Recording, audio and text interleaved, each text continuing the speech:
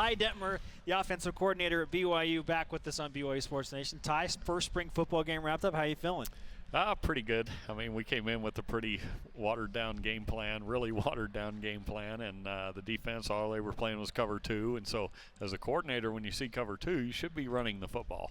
That's not what everybody came to see. So we tried to mix it enough to keep it exciting. But, we did some good things. We've got a lot to clean up, still a long way to go. Where we really feel comfortable going into a game, but it was a watered-down version and a lot less than what we've been doing in practice. So I thought the guys, did okay for the most part. We lost a little focus, backfield, some issues going on, but for the most part, it's great to be out there, great to be in front of the fans. The first play was a pass to a tight end. Was that purposeful, Ty? No, not at all. We did say, we've got to throw to the tight end today, but those guys are working hard. They're really working, and it was good to see them. With that type of coverage, they're going to have some opportunities down the middle, and so it was good to see them make some plays, some catches, break tackles, because they really have been working hard. What were some of the other bright spots in your opinion today? I thought our first line, when they were in there, we ran the ball fairly well. We got some push. We got off on some of the double teams, and that was good to see. Some guys running hard. Squally ran really hard. Trey's running up in there.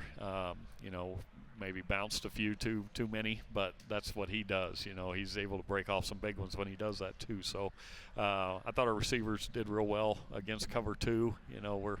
We're seeing a little different type of coverage than we've been seeing in practice, so they adjusted pretty well. So overall, I think that first group had a pretty successful day. The guys that haven't been getting as many reps, it showed, and you put them in that situation, it's always tougher for them because they don't get as many reps in practice. What was it like for you to walk out back onto this field, this time as the offensive coordinator of BYU with the headset on? You're calling the plays. What was that like for you? It was a lot different. You wanted to jump in the huddle there at times, brought back some old emotions and some memories. So it's a little different being a coach with a headset rather than a helmet. Now, could you get out there? If we were like, hey, Ty, you can go play, you get one series. How do you think that would go? I would do really good in Skelly right now. First team All-American Skelly. First team 7-on-7, I'm there. I'm your guy, I still throw it a little, but if we had to do it again tomorrow, I might have a little trouble. How is Tanner Mangum looking here near the end of spring ball? He's doing great. He's got a great football mind. He understands it. So when we change formations or give a little wrinkles here or there, he's able to really kind of take it and excel at it. And so he's done a great job throwing the ball, understanding, the concepts that we're giving him. And, our defense is blitzing us a ton in the spring. They're putting in their packages, so they want to see it too. So they're having those types of things. So when you're putting in a new offense, you run into some trouble every now and then, and you got to go meet and fix it. And our guys have done a great job adjusting all along the way, and Tanner's been a big part of that. We had a chance to talk to Elder S. Gifford Nielsen yesterday for a few minutes, and the first thing he said to us was, I'm the original number 14. Ty's the other 14. Let's just get that out of the way. What's your response to that? I think there were a lot of 14s before even us. So, but he was the guy that, he and Gary Scheide, I believe, was 14 as well. And I thought Gary was 12. Maybe. You're probably right. Yeah. I think you're right. Who was there? Oh, there was Virgil Carter. Virgil was Carter 14. was 14. Was Virgil? Okay. Virgil Carter was 14. There you go. So there's been some good ones, but he was definitely that guy that opened up the passing game and kind of put the BYU quarterbacks on the map. And that's not awkward to answer at all because Elder Gifford S. Gifford Nielsen is right here watching. Yeah, he's right here on tape. See that? You set me up. You're supposed to alert me before that. He didn't know, which is awesome. Taysom Hill unfortunately had to leave early due to a family matter, but right. How has Taysom looked in spring? He's done well, and the reps he's gotten during 7-on-7, he's done well. When you put him on the board and he asks all the right questions, has all the right answers, he's sharp football mind as well, and so then you see him out there, it translates into the 7-on-7, and he's going to need a few reps once he finally gets cleared to go, but I think he's feeling more and more comfortable being in there, doing a little bit more every day, and as far as throwing it, he's been throwing it really well.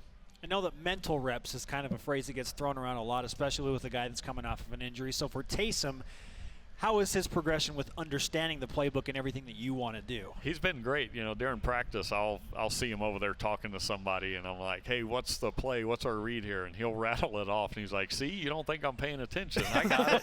I'm like, dang it, thought I had you. You know, so he is getting those mental reps. You know, at the end of the day, you got to get the timing down, though, at some point. But he's been around long enough. I don't think he's the type of guy that needs a ton of reps to get ready to go. So he'll be fine if he's cleared and ready to go come August. He'll be fine jumping back in there and pick up pretty quick.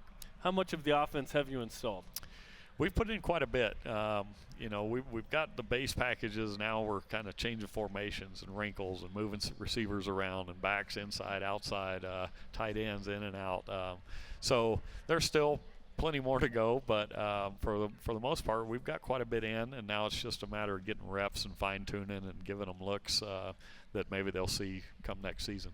What have you learned about yourself as an offensive coordinator from the time you took the job to now the spring day? Well, the biggest thing I've learned is you got to have answers at this level, because in high school you kind of know what you're going to see for most part every play. So here you're seeing multiple fronts, multiple coverages. You got to have answers for blitz packages, and so that's been the challenge, is having those answers and then knowing that our guys can do a lot. We can do a lot more, so we can go ahead and put those answers in and have the quarterback have it rest on his shoulders. We've got the guys that can do that. So for me, it's just, you know, now realizing that we can do these things. You know, we can put this in and they'll handle it and they'll be fine with it. So, you know, we've got a great staff and great people to bounce ideas off of, and they give me ideas. And so it's been a great staff room that we can go in and share ideas, and then at the end of the day, when we all leave, we're all on the same page and we're going forward. You've got 1 million fans that'll give you ideas as well.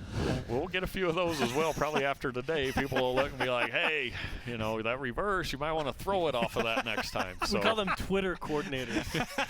Yeah, that's a new thing. I think maybe you delete your Twitter account till recruiting starts again, then you bring it back. That might be a good idea. Yeah. You don't want to lose all your followers. No, it's good. Yeah. Last night you guys had the senior banquet, which I, on the surface, thought that'd be weird. You guys didn't coach those guys, but you honored those seniors. And then after that, you had like a band play forever, and you were leading Cotton Eye Joe or something. I saw that. That just matched to me. So Elisa Tuiaki, his brother's in the band, and he said, "Hey, I've got a great band.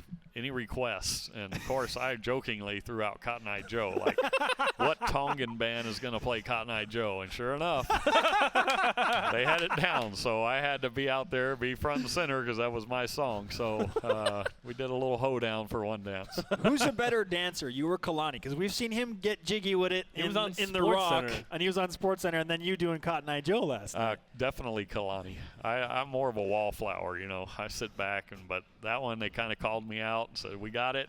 You got to do it." So really, Tavita was out there doing the splits. I mean, that guy. What in the world? I'm like, he did a jump split. I'm like, who can still do that at his age? Mr. Irrelevant, the Mr. last Irrelevant pick, is very relevant on the dance floor. He was very relevant. What Tongan band can play Cotton Eye Joe? That's. I learned more in that moment than I did watching the scrimmage today.